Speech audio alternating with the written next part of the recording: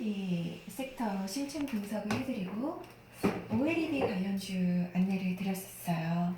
그러면서 조금 제가 좋게 보는 종목이 ICD하고 이제 힘스 라고 말씀을 드렸는데, ICD 같은 경우는 어제 오늘 거의 10% 가까이 올랐네요.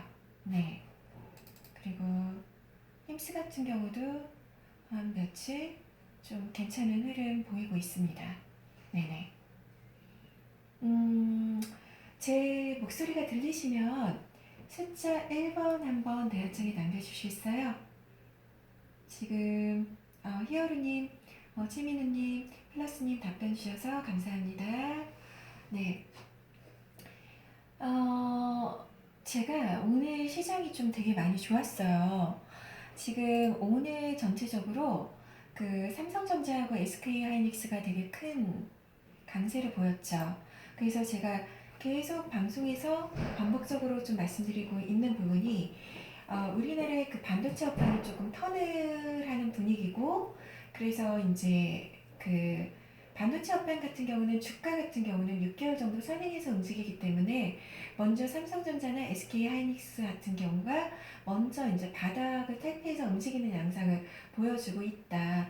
그리고 제가 매도 타이밍으로 잡는다고 하면 실적이 이제 확실하게 찍히는 내년 한 2분기 정도가 조금 반도체의 어떤 매도 타이밍으로 잡는 것이 좋을 거라고 말씀을 드렸고요. 그리고 그래서 저는 이런 관점에서 우리나라의 어떤 대내적인 어떤 올해 우리나라 증시가 상당히 안 좋았던 거는 그 반도체 업황이 상당히 안 좋아지면서 기업 영업이익이 전체적으로 급감하게 되는 그런 상황들이 우리나라 시장에 대한 외국인 투자자들의 매력을 잃게 했고, 또 대외적으로 미중 무역 전쟁 이슈 외에도 근데 올해를 그 반도체 업황이 바닥을 찍었다고 하면 내년은 완전히 뭐 너무 좋아지고 이런 걸 떠나서 바닥을 찍었다 이런 관점으로 봤을 때 우리나라 증시가 좀 반등을 하지 않을까 이런 생각을 개인적으로 가졌습니다. 그래서 오늘 조금 삼성전자, SK하이닉스 주가가 좀 많이 올랐고요.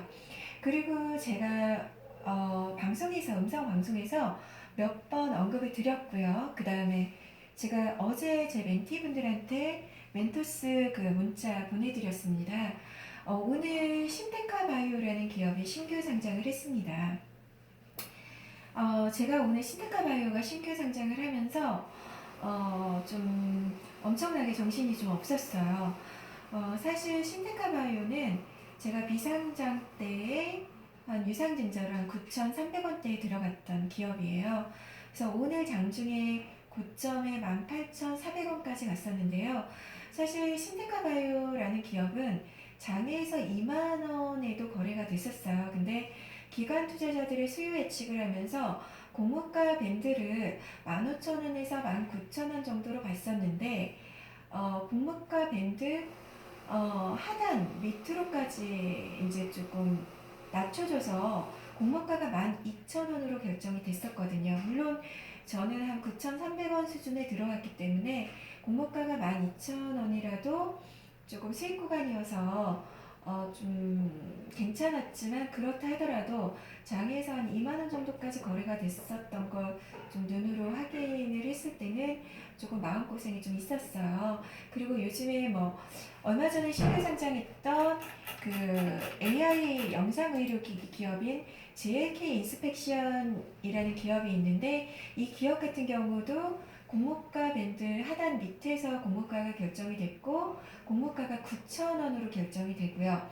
그날 하루 동안에 주가 변동성이 엄청나게 컸는데 결국은 종가는 다시 공모가 9,000원으로 마무리 졌고, JLK 인스펙션 같은 경우가 거의 그냥 4일 연속 하락세를 보이고 있어요. 그래서 이거는 지금 7,880원, 공모가가 9,000원이었는데 공모가 밴드 하단에서도 공모가가 결정됐는데 공모가 밑으로도 지금 빠져 있어요. 이 JLK 인스펙션이. 그래서 신테카바이오 같은 경우는 그 기업하고는 조금 내용이나 좀 그런 게 달라요. 신테카바이오 같은 경우는 AI 신약 개발을 통해서 그 신약 개발 시간을 단축하고 또 그에 따른 비용을 단축할 수 있는 그런 어떤 비즈니스 모델을 갖고 있고요. 그 다음에 이제 개인 유전체 분석, 피맵이라는 이제 그런 것들을 갖고 있어요. 그래서 신테카 바이오는 AI 관련 기업이라고 볼 수 있죠. 그래서 사실 걱정을 개인적으로 많이 했는데 다행히 오늘 그 18,000원 이상으로 좀 올라줘가지고 오늘 조금 17,000원, 18,000원 수준에서 이제 고객들 엑시스를 해드렸습니다. 물론 주가 흐름은 어떻게 될지 모르겠지만 신테카 바이오 같은 경우는 그래서 한 거의 100% 정도의 수익을 이제 내드린 것 같아요. 신테카 바이오 같은 경우는 우선은 성장성 특례 상장이라는 거를 했어요. 그래서 주관사는 KB증권이거든요. 그래서 공모가가 12,000원이잖아요. 그러면 성장성 특례를 했을 경우에는요, 공모가 대비해서 10% 이상, 그러니까 가격으로 보면 1,800원이에요. 1,800원 이하로 빠지게 되면은 그 주관사인 그 KB증권에서 그 KB증권을 통해서 공모주 청약을 한 청약자들의 청약 수량을 다 다시 되사줘야 돼요. 그게 이제 풋백 옵션이라고 하거든요. 시장에서 그냥 사는 분들은 해당이 없어요. 그러니까 KB증권 그 주관사를 통해서 공모주 청약을 하신 분들만 공모가가 12,000원이었는데 10% 언더, 10% 이상으로 빠지게 되면, 그러니까 1,800원 언더로 빠지게 되면 그 KB증권 주관사가 6개월 이내에 되사줘야 되는 조건이 있어요. 그게 풋백 옵션이죠. 그래서 어떻게 보면은 그 공모주를 청약하는 청약자들 입장에서는 하방은 마이너스 10%로 막혀있고 상방은 되게 열려있기 때문에 공모주 청약을 하기에 되게 괜찮은 전략이죠. 그래서 신테카바이오가 그 공모주 청약을 지난주 월화 했을 거예요. 월요일, 화요일. 근데 월요일에는 첫 경쟁률이 0.45대 1이었어요. 그러니까 청약을 넣으면 내 돈 그대로 100%가 다 되는 거였는데 막판에 그 풋백 옵션이라는 어떤 이제 내용을 알게 된 투자자들이 많았나 봐요. 그래서 이튿날 마지막에 오전에도 경쟁률이 그렇게 높지 않았는데 마지막에 123대 1로 끝났습니다. 그래서 공모주 청약을 넣으신 분들이 그렇게 많이 배정을 못 받았고요. 그리고 어쨌든 공모가 12,000원이었으니까 그때 청약으로 들어오신 분들도 오늘은 수익 실현을 했을 거죠. 그래서 우리가 이런 내용을 알고 있으면 신테카바이오라는 종목이 어느 정도 이상으로 빠지면 좀 다시 살만하다. 뭐 이런 것들을 좀 생각해 볼 수 있겠죠. 그래서 신테카바이오 같은 경우는 제가 이제 적정 밸류에이션을 한 2천억 정도로 보는데요. 오늘 이제 시총은 2,200억 정도로 마감을 했습니다. 네, 어쨌거나 기업이 이제 더 좋은 어떤 성장과 비즈니스 모델을 갖고 꾸준히 간다고 하면 또 좋은 결과가 있을 수 있을 거고 또 기업의 밸류에이션이 좀 높아질 수도 있겠죠. 어쨌거나 신규 상장주 이제 흐름 같은 거 봐서 어느 정도 내가 가격 언더에서는 다시 재매수를 한다. 뭐 이런 전략을 해서 어느 가격에선 좀 매도 타이밍을 가져간다 하면서 조금 신규 상장주 트레이딩으로 수익을 좀 취해가 보는 것도 괜찮으실 것 같아요.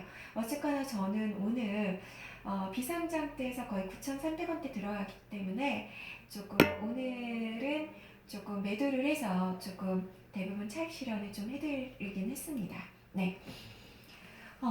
이 정도로 조금 말씀을 드리고요. 오늘은 예고해드린 대로 제가 지난주 방송에서 OLED 섹터 신층 분석하고 OLED 관련주 언급해드리면서 다음 주에는 카메라 쪽을 좀 신층 분석해드리고 카메라 관련주들을 조금 언급해드린다고 말씀을 드렸습니다.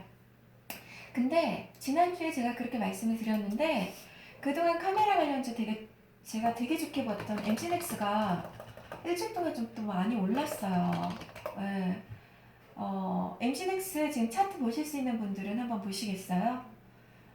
제가 지난주 방송에서 카메라 관련주 말씀드리겠습니다 했는데 카메라 관련주가 또 계속 지난 일주일 동안 계속 올라왔습니다.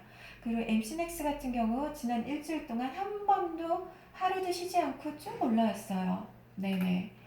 그래서 오늘 MC넥스를 말씀을 사실 드리려고 했는데 일주일 동안 좀 많이 올라왔네요. 어쨌거나 오늘 카메라 관련주 좀 말씀을 드리도록 할게요. 네. 카메라의 진화가 계속되고 있습니다. 안녕하세요. 제가 지금 왜 카메라 관련주를 되게 중요하게 보냐면요. 카메라는요, 지금 스마트폰에서 사람들이 막 셀카, 막 인스타그램, SNS에다가 자기 사진이나 동영상 이런 거 엄청 올리잖아요. 그래서 그 사람들이 그 스마트폰에서 카메라는 되게 중요하게 생각해요. 그렇기 때문에 스마트폰에서 카메라는 지속적으로 진화될 수밖에 없어요. 왜 그러냐면 사람들이 그 사진이라는 거, 동영상이라는 거, SNS라는 거를 통해서 자기를 사진과 동영상을 통해서 자기 표현, 자기 만족, 또 자기 인정을 받는 거는 끊임없이 계속될 거거든요. 그래서 우리가 스마트폰에서 이 카메라 부분은요, 계속 진화가 될 수밖에 없어요. 그리고 또 하나, 스마트폰에서의 카메라도 중요하지만 앞으로 자율주행 시대가 오잖아요. 그러면 그 자동차에 눈이 돼줄 수 있는 거, 우리한테 눈 역할, 아이 역할을 해주는 게 카메라예요. 그 자율주행 자동차에 무수히 많은 카메라들이 달릴 거고, 그 카메라들이 그 센서로 인식하게 될 거예요. 그래서 요 두 가지 관점에서 카메라는 계속 중요한 요소가 될 거고, 그렇기 때문에 우리가 카메라 관련주는 계속 볼 필요가 있다라는 거죠. 네. 카메라가 그 끝을 모르고 지금 진화를 하고 있습니다. TOF 그리고 폴디드 줌. 제가 TOF가 뭔지 또 폴디드 줌이 뭔지 지금부터 말씀을 드릴게요. 우선은 스마트폰 카메라의 패러다임의 변화가 지속되고 있어요. 우리가 예전에 듀얼, 트리플의 멀티 카메라 얘기를 되게 많이 했었는데, 그런 듀얼, 트리플의 멀티 카메라 시대를 지나서 이제 TOF, 폴디드 줌 등 더욱 정교하고 미래지향적인 카메라로 진화하면서 다시 한번 스마트폰 카메라 시장에서 새로운 바람을 불러일으키고 있어요. TOF와 폴디드 줌은 기존 멀티 카메라보다 많은 기능을 구현하고 있어요. 대표적인 기능으로 TOF를 이용한 안면 인식, 그리고 AR 구현이고, 또 폴디드 줌을 이용한 5배 광학 줌이에요. TOF는 뭐의 약자냐면 Time of Flight의 약자예요. Time of Flight. 신호가 날아가서 어떤 물체에 부딪힌 후 다시 돌아오는 시간을 측정해서 사물의 깊이를 측정하는 거예요. 이게 TOF예요. 자율주행이 구현될 때도 이게 되게 중요하겠죠? 신호가 날아가요. 그리고 어떤 물체에 부딪혀요. 그 다음에 그 부딪힌 게 다시 돌아와요. 그러면 그 시간을 측정해서 저 사물이 내가 있는 거리로부터 얼마큼 떨어져 있는지를 측정할 수 있겠죠. 네, 이게 TOF입니다. Time of Flight. 그리고 폴디드 줌은요, 카메라를 옆으로 뉘은 잔망경 방식으로요, 카메라가 툭 튀어나온 현상을 제거한 신기술이에요. 네.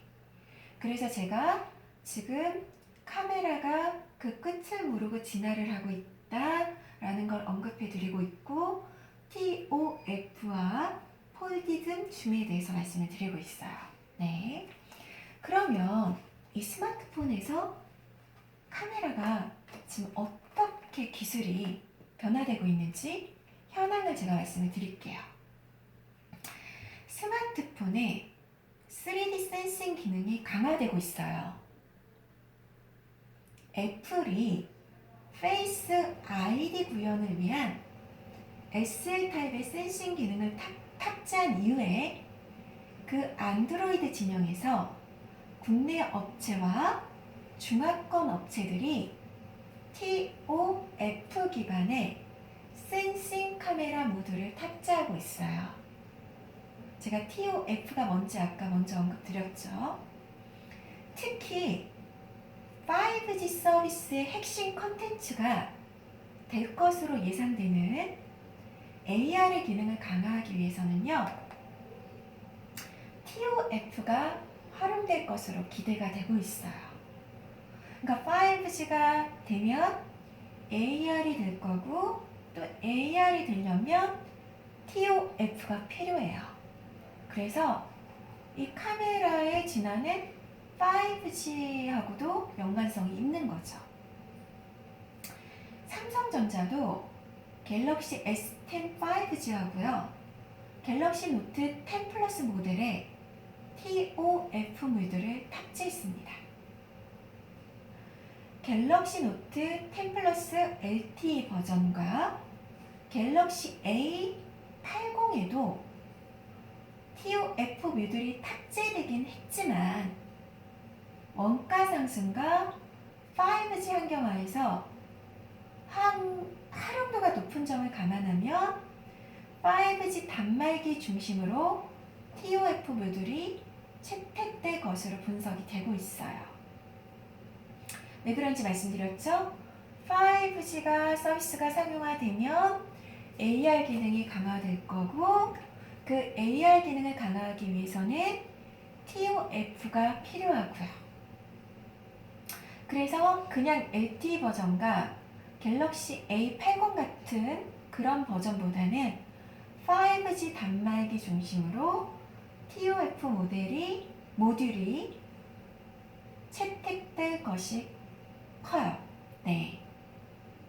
그 다음에 이제 광학줌은 삼성전자의 차기 플래그십 갤럭시 S11에 채용될 것으로 예상이 되고 있어요. 광학줌 모듈은요, 저희가 아까 제가 말씀드린 폴디드 줌이라고도 불려요.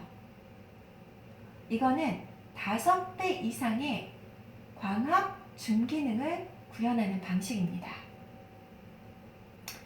카메라 모듈의 광학 비율을 올리기 위해서는요, 결국 카메라 모듈의 높이가 높아질 수밖에 없어요. 이미 삼성전자, 애플의 카메라 모듈도 스마트폰 본체보다 두께가 두꺼워서 카메라 모듈 부분이 본체보다 튀어나와 있어요. 광학 줌은요, 잠만경처럼 이렇게 카메라 모듈을 눕혀서 센서와 렌즈들을 가로 방향으로 배치하여서 초점 거리를 확보한 방식이에요. 프리즘으로 빛의 방향을 직각으로 굴절시켜서 카메라 모듈의 높이 변화 없이 고배율 줌을 가능하게 하는 기술이에요. 그래서 2019년 1월에 삼성전자는 관련 기술을 보유한 업체인 이스라엘의 코어 포토닉스를 인수했어요. 그리고 2019년 6월 삼성전기는 5배의 광학줌 모듈을 중화권 고객사에게 공급한 바가 있고요. 그래서 2020년에는 삼성전자의 갤럭시 S11, 이게 이제 삼성전자의 차기 새로운 모델이죠. 저희가 지금 갤럭시 S10까지 나왔잖아요. 2020년에 새로 나오는 삼성전자의 갤럭시 S11에 광학줌 모듈이 탑재될 것으로 예상이 돼서 관련 업체들의 수혜가 예상이 됩니다. 네. 그래서 제가 말씀을 드린 거는 카메라는 계속 진화가 되고 있고